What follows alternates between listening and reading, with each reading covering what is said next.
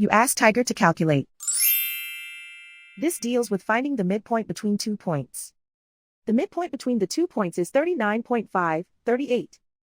Let's solve it step by step. Plot the 2 points and calculate the midpoint using the formula.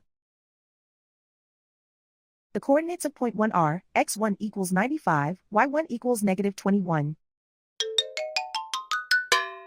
The coordinates of point 2 are, x2 equals -16, y2 equals 97. PM represents the midpoint of the 2 points.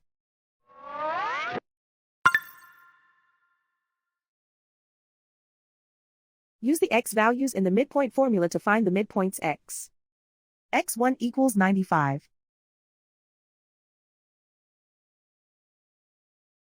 x2 equals -16. Simplify the arithmetic.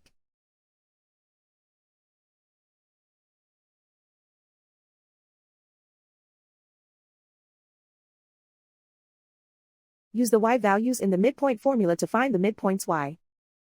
y1 equals -21. y2 equals 97. Simplify the arithmetic.